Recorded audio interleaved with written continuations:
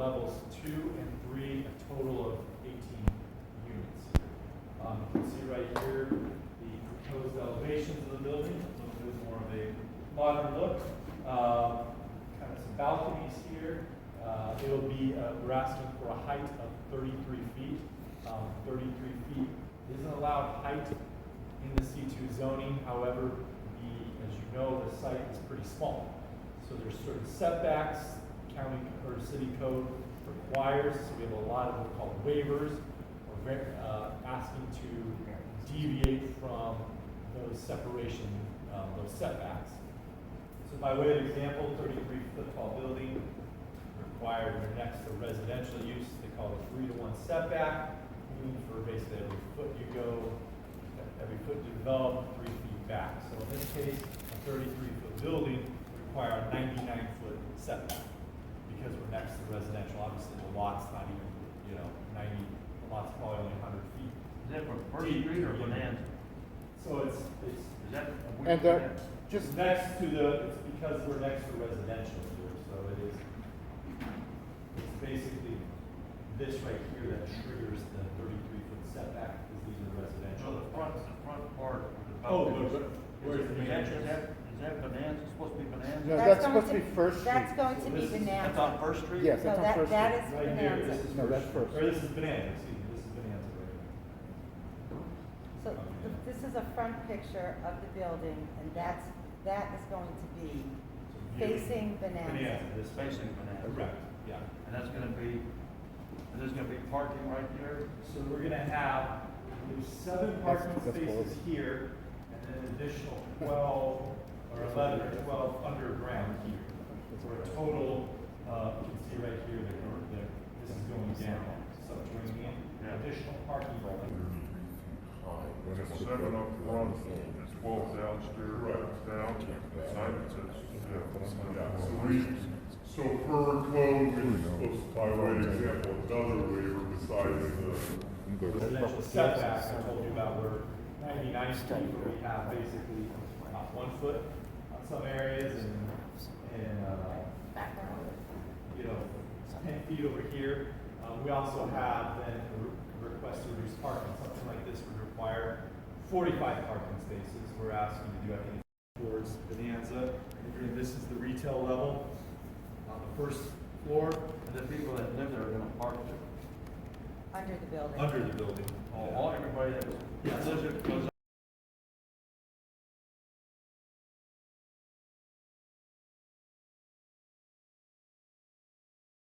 under. Yeah, goes so under. these would be. That's all, this is like that retail front space. part's for retail, they can go in and out. Yeah.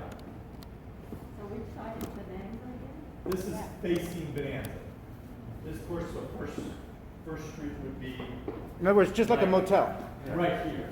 Motel faces So the right street. here would be First Street, this is Bonanza here. It's not architecture. And then this is the residential that wraps around. And then when they wanna get out of there, they're gonna take First Street or they're gonna back out? They're gonna go on to, we don't have any proposed access points to First Street. Everything comes out to Bonanza. There's no curb cut. So when they pull in there, how do they get out? Everyone comes in and out of Bonanza. You can see right here, turning, right here you can see it kind of gets big right here for turning radius. Like that's also who is our, oh, it is, yeah. Where's the exit? Oh, there is. I apologize, we have one right here. On First Sure. Street? First Street. And then they'll be running down First Street all the Gus is part of, Gus is And then they'll be helped running, designing this, so. then they'll be running into the neighborhood Exactly. constantly. So you have an issue with respect to access on the First Street? Yes, Right. So is it a concern for you that there's proposed that there? Well, that's our neighborhood, that street. Oh, I know. We got trucks going through there that are kept going down First Street, so they don't have to stop on Main Street. And we don't even have, we don't even have even road trucks. Now we're gonna have more people. We're gonna have retail going in and out of there, plus the people who live there come Well, to visit. Yeah. Plus there's not But- enough parking. Exactly, it's a shopping mall now. It is, no, it's not going to be a shopping mall. Mixed. We don't even Well, know what but- kind of retail. Okay, so, That's why we're here, guys, Is it a and that's why I 7-Eleven? think that we need to explain what's going on here. I'm Ann, I'm Yeah. from True Family Services. Yeah. So I've been in this neighborhood, as you guys, if you guys are in the neighborhood, I've been here since 2010, all right? And so, last year, as you guys know, I had a homeless person burn my building down, okay? While I was there in this neighborhood, on that corner, Yeah. since 2010, 12 years, I've never had any issues with anybody, I've not had complaints with you guys. Have you I ever, tried- have you ever had anybody call in on your property? Only after the fire, No, I've called in at least 10 times. on my You property. guys put food out on the street, I there's do food not all put- over the place. I don't put food out on the street. I didn't say you did, whoever's been Um, working. Okay. Yeah, this is not the Okay, right so- time to discuss Well, that. I'm So just I saying. just want to explain to You you can ask what other we're people that trying live to there. do. So all I'm trying to do is to rebuild my building that was there, okay? The bottom floor that is being put in as commercial is going to be True Family Services, which was there before. I want to move back into my space. And then what I'm also looking to put, because I want to be dealing with my clients, which would be above me, they are not homeless people, they are working people, they will be working people, and they may have some mental illness or a disability, but they'll be either veterans or seniors. That's what we're looking at, to putting into the building, which they'll be my clients. This building will have underground parking, which means it needs security. I don't want anybody's cars getting broken into or them trying to get into the building. The building will be accessed only if you have a key to get into it. So there's no vagrants coming in and out. We all are aware, I've been there 12 years. There is a lot of transits in that neighborhood. That's what took me out, okay? So I want to rebuild, I want to put housing above me, I want to either put a barber shop so that the people can cut their hair, beauty salon or whatever, and maybe a gym for them, or a grocery store, or diner, something that they can come downstairs and eat, something of that nature. It's kind of still in my head, I haven't worked it out yet, but it's not going to be a community shopping center. It's not going to be people pulling up with their cars to get a coffee or Right. buy cigarettes or whatever. It's not that. It's only 4,800 square feet on Exactly. the bottom level too. so It will it's only small. be to do stuff with the people that reside in the building. You understand? So it just trying to do for the tenants. The building, as far as the apartment units, it is not going to be like the apartments across the street. They are, I'm sorry if you guys are here, but we all know the condition of those. These units will have washer and dryers, they will have granite countertops, they will be individual bedrooms, there's an elevator, there is no smoking in the building, no drugs, there's none of that nature. So it needs to be very secure and very stable. Everybody has their own parking space, so it's not going to be like they're bothering First Street's people, because that's real tough parking. And now that we have that warehouse. All day on my job. I'm not very disrespectful, I stand there. I used to have a very active job, and now I don't. But anyway, my question was, so it sounds like the people that would be renting in the units, maybe they wouldn't have a lot of cars. Maybe they would be people that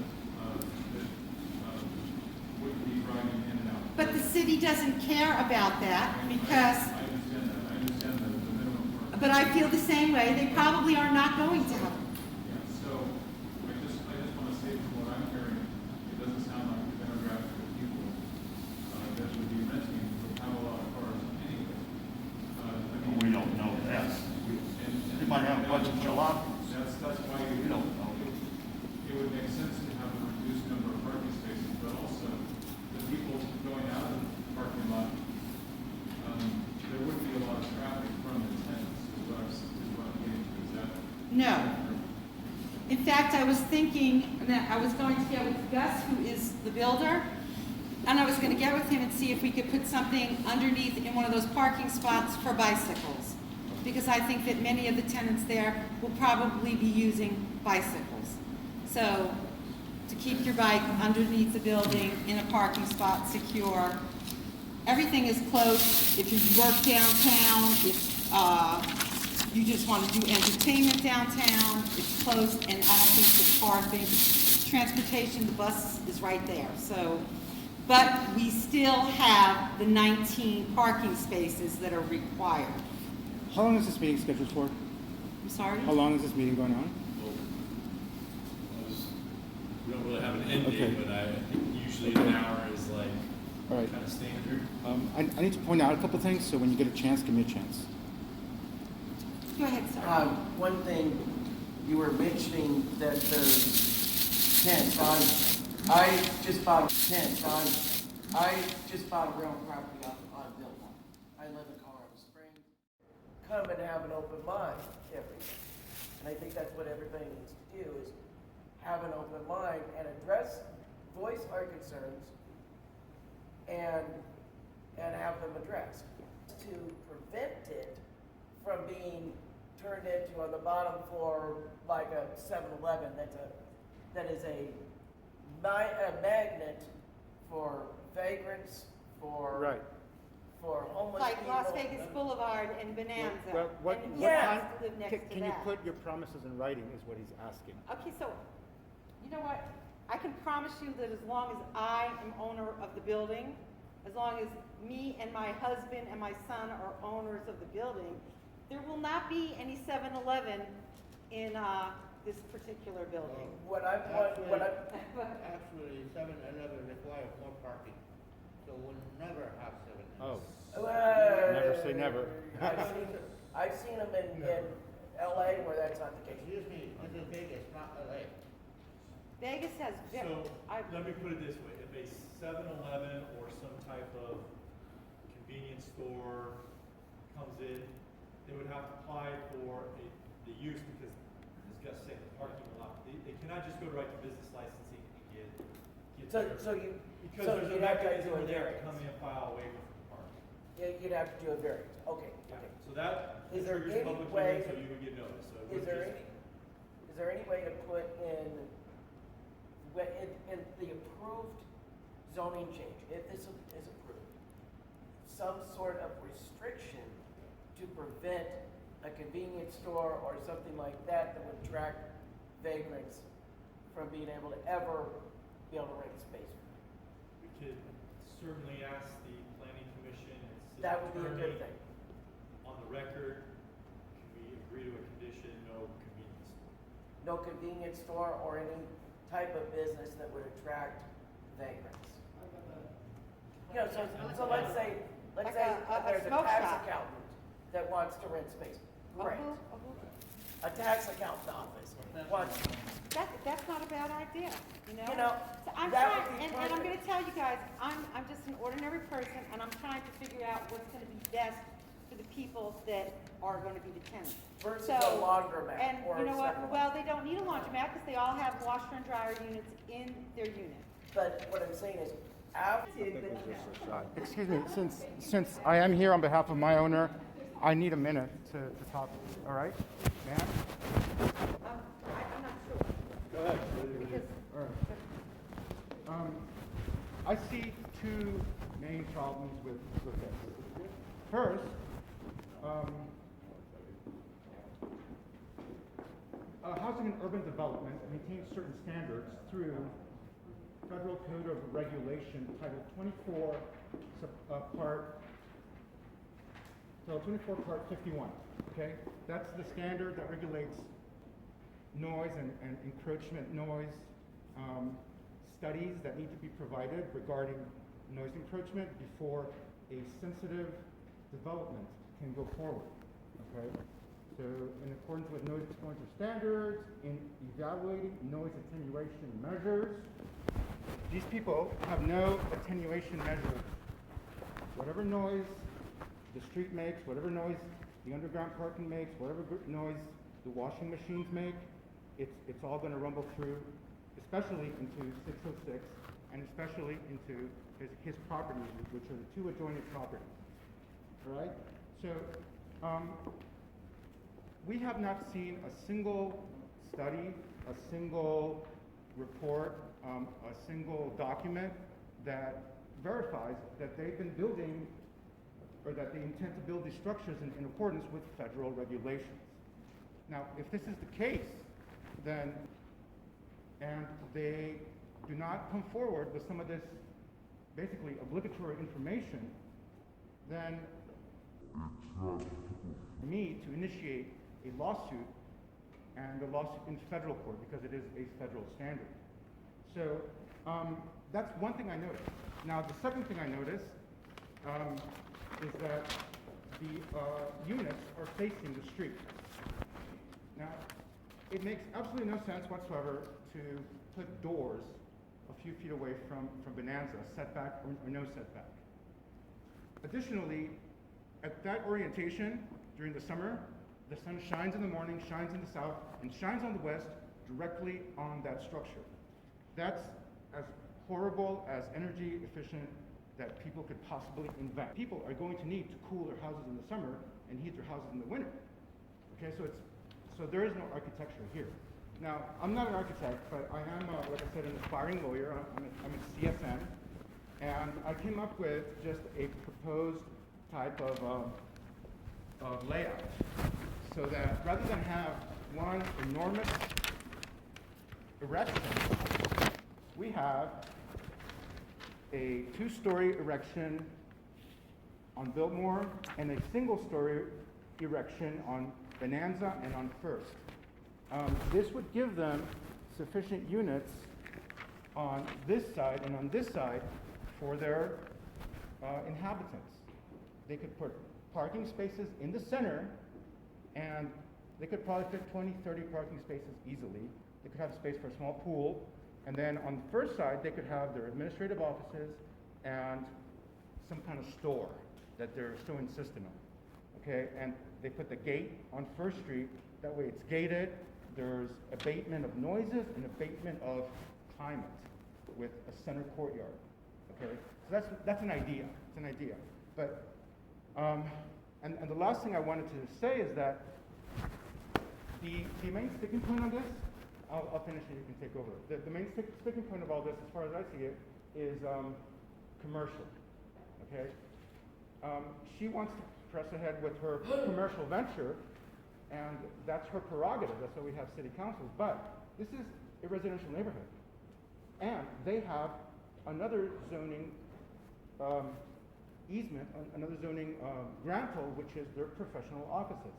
So if there's a way that they can integrate their kitchen, restaurant, laundromat, fitness or barbershop, if they can find a way to integrate all that within the zoning that they already have, and they can find a way to mitigate this horribly planned structure in which they're going to put people facing the street, all that noise every day, how are these people going to get better listening to a million cars whizzing by every single night?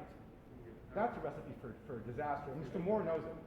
So, Is it better than homeless in your lot? so yeah. Is it better than homeless burning your house? So if we can come to an agreement where the zoning doesn't change, then I think everybody's going to be happy.